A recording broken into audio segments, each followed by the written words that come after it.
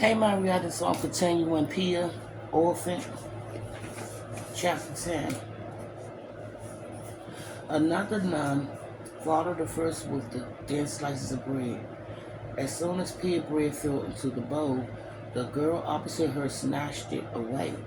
Pia looked at Jenny, wondering what should she do, but Jenny was hunched over her bowl already eaten. Pia glanced down the line of girls to see if any of them saw what happened.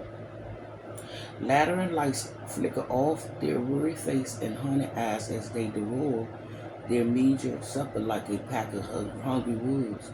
No one paid attention to anything other than the food. She had no appetite but knew she needed to eat and drink. She scooped up a spoonful of the stew and put it to her lips. It was runny and lukewarm and tasted like stale water mixed with a few mushy pieces of curds, potatoes, and some kind of meat. Either pork or chicken. It was hard to tell. It was all she could do not to gag when she put it in her mouth. While the girls ate, Sister Ernestine walked up and down the table, telling them to hurry up so the next group could come in. A young girl with curly hair sat pouting and staring at her food, her arms crossed over her middle. Sister Ernestine came up behind her and pinched her nose shut. When the girls opened her mouth so she could breathe, Sister Ernestine shoved a spoonful of stew in her and let go of her nose. The girl gagged and the food came back out again. Streams of stew and vomit dripping down her chin. Sister Ernestine held the girl's nose shut and force-fed her again. This will teach you to be ungrateful, she snarled. Pia dropped the spoon and stirred to get up. She had to make the nun stop. Don't, Jenny hissed. Several of the other girls shot her a warning look, their eyes wide with alarm. Pia sat back down, breathing hard, nauseated by anger and fear and disgust. Sister Ernestine repeated the process while the girl cried and gagged. Pia's eyes filled. She didn't think she could finish eating, but she didn't dare stop. The other girls kept their heads down and did the same. In a matter of minutes, everyone was done, with a few girls scraping their bowls, despite to get every last drop. When another nun led the second group into the dining room, Sister Ernestine ordered the first girl to put down their utensils and get up. Then she led them up two narrow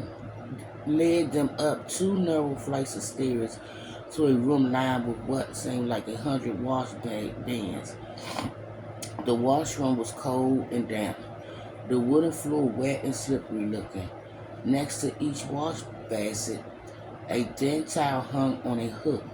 Sister Ernestine grabbed a threadbare nightdress from a shelf and hanged it to Pia. Clean yourself up, Miss Lane, she said, and be quick about it.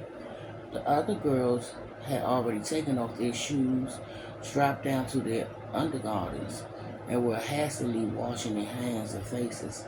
Pia went over to the washband and did the same. Searching up and down the road, she looked for Jenny but couldn't see her.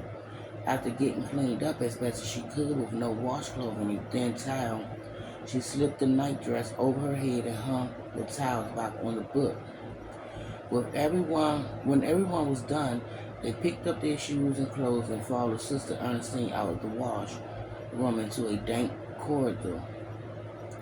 At the end of the corridor, they climbed another staircase and came out in what seems like an endless hall lined with doors and ceiling arches. Everything but the floor was painted white. The ceiling, the doors, the arch, the walls, but it did little to bring light to the space. Every time Sister Ernestine passed a ceiling arch, the yellow glow of her lantern went with her, casting shadows along the walls and leaving the girls at the end of the line in the near darkness. Halfway down the hall, she held the lantern high, and the girls filed into a narrow brown paneled room filled with rows of iron beds made up of gray sheets and lumpy-looking pillars. A million windows on the far end were shuttered from the outside, each thick pane dulled by grime. Pia stood near the door, waiting to be told what to do. Cold swept up from the uneven plank floor, chilling at her bare feet. "Find your spot, sister," Ernestine said. With that, the girl scrambled to the bed, some sitting two to a mattress. Pia moved down the center aisle and looked for an empty place. It was going to be hard enough being cooped up with so many other girls in one room. Lying nine next to one would be unbearable. She didn't need or want to know if they were coming down with a cold or had a stomachache or, God forbid, the flu. Just being in this dim, drafty room with all of them, she could almost feel their pain, their longing for love and a place to call home. She didn't want to lie next to any of them when they cried at night. Didn't want to feel the heavy aches and sorrows in their heart. Then again, maybe what felt like the gut-wrenching emotions of all the other girls was just the weight of her own sadness and fear. And I will be back with Pia, chapter 10.